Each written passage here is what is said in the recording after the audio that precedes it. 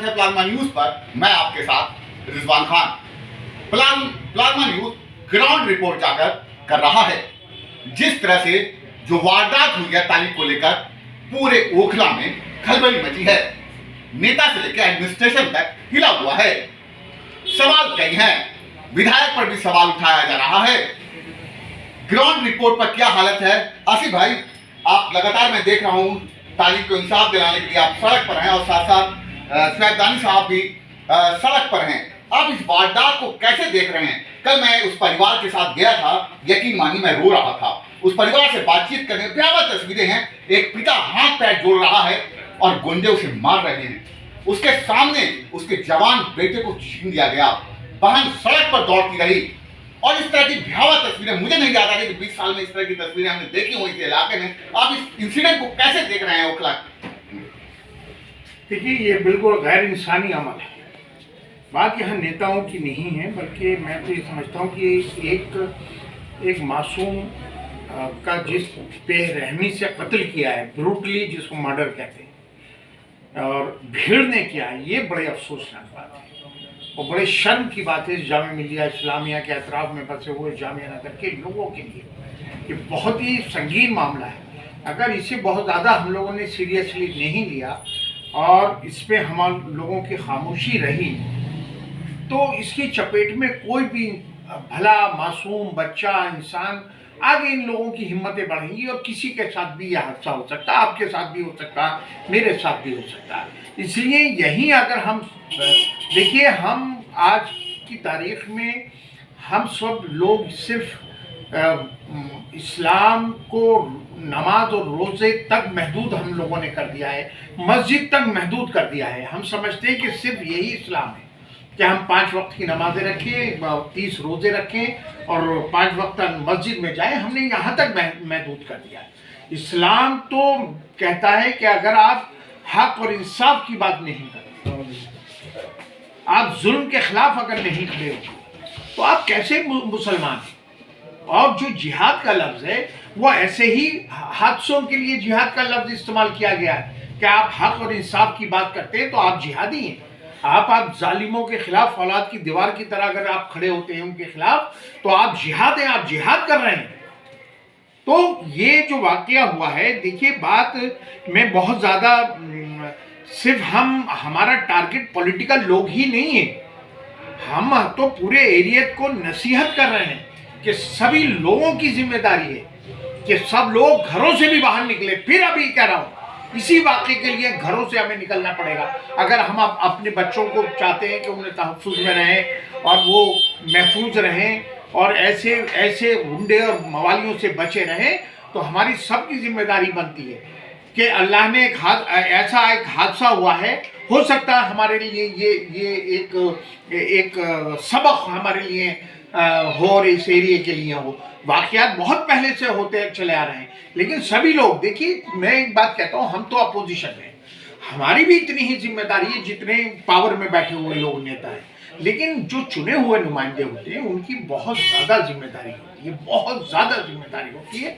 वो कम से कम पब्लिक में कॉन्फिडेंस पैदा करें, एतमाद पैदा करें और ऐसे लोगों के खिलाफ खड़े हों और पब्लिक को भी लेके खड़े होंगे तो आम लोगों की हिम्मत बढ़ेगी। आप देखिए वहाँ पीछे कितना बड़ा मॉब खड़ा हुआ था और मैंने देखा है कि लोग उन पर भी बहुत तनकीद कर रहे हैं कि भाई ये भीड़ के बारे में भी बहुत अल्फाज इस्तेमाल कर रहे हैं। असल में जब तक आप आम पब्लिक में कॉन्फिडेंस पैदा नहीं करेंगे, आम लोगों में हिम्मत और जुर्रत पैदा नहीं करेंगे, अब ये हिम्मत जुर्रत कौन पैदा करेगा? ये सियासी लोग पैदा करेंगे, चुने हुए नुमाइंदे पैदा करेंगे जो इन गुंडे मवालियों के खिलाफ सड़कों पर उतरे और इनको मुंह तोड़ जवाब दे। तो आज देखिए, सिर्फ ड्रामा करने से कोई चीज़ नहीं होती है। हमारी भी जिम्मेदारी, हम अपनी हर पार्टी जो भी मैं तो कहता हूँ आम आदमी की जो एक जनरल पब्लिक है उनकी भी इतनी जिम्मेदारी है और हम लोग अपोजिशन में हमारी भी इतनी जिम्मेदारी है।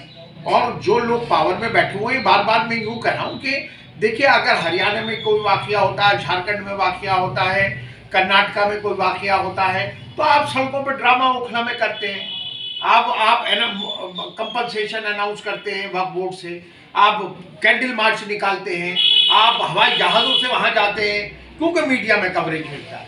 लेकिन घर के 10 कदम पे अगर ये हादसा होता है, उससे भी बदतर हादसा होगा। मैं एक बात कहता हूं कि हम देखिए, अगर अभी तक जनरली क्या देखा गया, हर हम लोगों के जहन में जो मॉब लिंचिंग है वो ये बैठी हुई है कि जब बहुत से हिंदू इकट्ठे होंगे एक मुसलमान तनहा को मारते हैं तो हम उसको मॉब लिंचिंग का नाम देते हैं। लेकिन जो यहाँ हादसा हुआ है तालिब के साथ, ये मॉब लिंचिंग है, इसी को तो मॉब लिंचिंग कहते हैं। आप धर्म के आधार पे तो आप कह नहीं सकते कि वो मॉब लिंचिंग है और ये हमारे दोस्त हैं इसलिए मॉब लिंचिंग नहीं है। मॉब लिंचिंग ये है कि किसी भी मासूम को, एक तनहा को अगर भीड़ इकट्ठी करके और बेइंतहा चापर, फावड़े, पत्थर, एक मैं देख रहा हूं उस वीडियो में कम से कम 15-20 किलो का पत्थर डम उठा रहा है।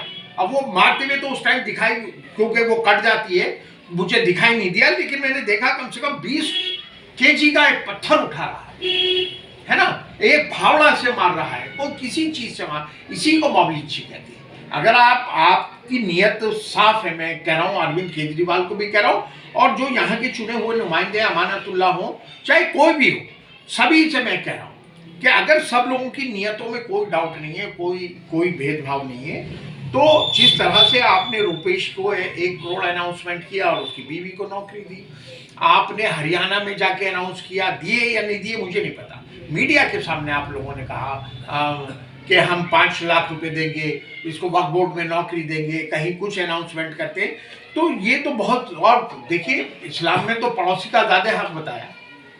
तो अगर आप ये देखें कि हरियाणा और आप दूसरी जाके देखें तो ये कम से कम बाबू भाई तो आप पड़ोसी हैं इनका, या अगर एक हादसा हो गया चलिए, है ना, और ना कि देखिए मैं फिर ये बात शेयर मैं नहीं करना चाहता, देखिए आप जालिमों के खिलाफ खड़े होंगे तो अल्लाह का अज़ाब आएगा, सबको पता है। मैं नाम लूंगा फिर ये होगा सियासत कर रहे हैं, कॉर्पोरेशन का इलेक्शन आ रहा, लेकिन अल्लाह का शुक्र है मैंने आज तक, मेरा रिकॉर्ड है, कहीं कोई वाकया हुआ मैंने, चाहे ठीक है मैं अब कालिंदी कुंज पे चला गया हूँ, यहाँ मेरा इस तरफ कमाना होता है, चाहे मैंने वहां से मैसेज जरूर दिया है, वीडियो के जरिए अपना मैसेज जरूर दिया है मैंने गुंडों के खिलाफ। मैंने कभी, मैं चूका नहीं हूँ ना, मैं ये देखता हूँ कि सामने गुंडा कितना ताकतवर है या किस बिरादरी के, किस धर्म से, क्या है क्या नहीं है। मैं तो जुल्म के खिलाफ हमेशा, अगर पुलिस जुल्म करती है तो मैं उसके खिलाफ भी खड़ा होता हूँ। कहीं पे भी मुझे लगता है कि किसी मासूम के साथ नाइंसाफी हो रही है, चाहे किसी का प्लॉट कब्जा हो रहा हो, फ्लैट कब्जा हो, जनरल बात बता रहा। हम तो ऐसा नहीं है कि आज हम बाबू भाई की बात कर रहे हैं, कॉर्पोरेशन का इलेक्शन नहीं भी हो रहा होता तो भी हमारी इतनी ही जिम्मेदारी थी, आगे भी पूरे एरिया की ये जिम्मेदारी हमारे पास रहेगी। तो मैं चाहता हूँ सभी पॉलिटिकल लोगों इसमें आगे के लिए कम से कम हम लोगों की, अभी जो बाबू भाई देखिए कि लेबर ही क्लास है ना, एक ही बेटा था, सब लोगों को इनके बारे में सोचना चाहिए। मैं हर चीज़ कैमरे पे नहीं कहना चाहता, लेकिन गवर्नमेंट की तरफ से मुआवजा भी जब औरों को दिया जा रहा है तो बाबू भाई को भी मुआवजा कम से कम 1 करोड़ दिया है। रुपेश को पड़ोस में ही है हमारे तैमूरनगर में, इसी असेंबली कॉन्स्टिट्यूंसी में, तो इनका तो कम से कम वक्फ बोर्ड पे हक भी बनता है। रुपेश के साथ बहुत, हम कह रहे हैं कि वो भी मासूम मारा गया, उसकी हेल्प होनी चाहिए थी, लेकिन वक्फ बोर्ड पे उसका कोई हक नहीं बैठता था उसकी बीवी को। वक्फ बोर्ड तो हमारी जायदादों के ऊपर डिपार्टमेंट बना हुआ मुसलमानों की, तो कम से कम बाबू भाई का तो उस पर हक भी बनता है, क्योंकि हमारे आबो अजदाद की ही प्रॉपर्टियां हैं वक्फ बोर्ड में, किसी हिंदू की प्रॉपर्टी नहीं है वक्फ बोर्ड, जहाँ से आमदनी होती है तो वो सारे मुसलमानों की ही प्रॉपर्टियां, जहाँ से वक्फ बोर्ड आमदनी जहाँ से होती है, तो बाबू भाई का तो बहुत ज़्यादा हक बनता है। आसिफ भाई ने वक्फ बोर्ड से कहीं ना कहीं डिमांड किया है इस परिवार के लिए कि कहीं ना कहीं इनको मदद किया जा सके, मगर जो तस्वीरें हैं वो रुला देने वाली हैं, भयावह हैं। एक पिता अपने बच्चे के लिए भीख मांगता रहा, इलाका देखता रहा और उसके सामने ये सब कुछ हुआ। ये जो तस्वीरें बाहर निकल कर आई हैं कहीं ना कहीं पूरे ओखला को डरा रही हैं, एडमिनिस्ट्रेशन तक हिला है। लगातार आप देखेंगे रात में हम लोग कवरेज भी कर रहे हैं, पुलिस डिपार्टमेंट रौंड कर रही है। सियाब दानी साहब काउंसलर है इसी इलाके के, उस परिवार के साथ लगातार कल भी गए, पैसे भी दिया। मैं चाहता हूं कि हमारे बहुत सारे व्यूवर्स ये जानना चाहते होंगे कि क्या कार्रवाई अभी तक हुई है, कितनी अरेस्टिंग हुई है। कई लोग हमारे पास फोन कर रहे हैं, जानना चाह रहे हैं कहां तक ये मामला पहुंचा है, क्या इस परिवार को कहां तक इंसाफ मिल पाया है जो ये चाह रहे हैं। क्या आप कैसे देख रहे हैं इन सारी चीज़ों को, हमारे व्यूवर्स को जरूर बताइए। देखिए, प्लाज्मा न्यूज़ का शुक्रिया अदा करता हूँ। हम कल थाने गए थे, एफआईआर की कॉपी भी लेके आए हैं और उन्होंने हमें आश्वासन दिया है अगर वो नहीं कार्रवाई करते तो हम आगे भी जाएंगे।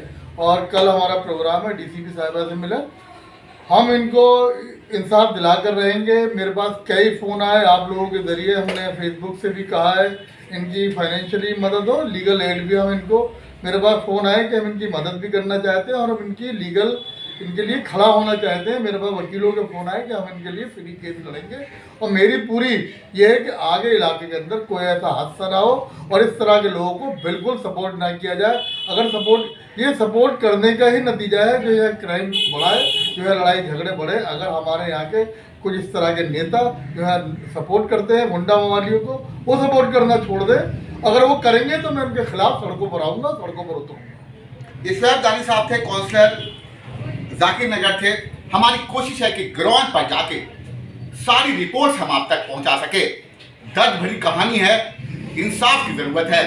जो परिवार है, खासकर मैं अक्सर कहता हूं कि वो माँ बाप बदकिस्मत हैं जब जवान बच्चे का जनाजा उनको अपने कंधे पर लेकर जाना होता है। ये जरूरी हमारे और आपके लिए समझना ये बहुत जरूरी है कि आखिर यह हादसा क्यों हुआ। आसिफ साहब ने कहा ये मॉब लिंचिंग है, मैं भी इससे इत्तेफाक रखता हूं। पिता गिड़गिड़ाते रहे, बेहोश होते हैं, फिर उठते हैं, भीड़ को कहते हैं कि मेरे बच्चे को छोड़ दे, मगर जवान बच्चे को उनके सामने तड़पा कर मारा गया। ओखला के इतिहास में 20 साल में मुझे आसपास नहीं दिख रहा इस तरह के वाकया हुआ है। लगातार जो पॉलिटिशियन है इनके समर्थन में है। Thank you for watching plasma news.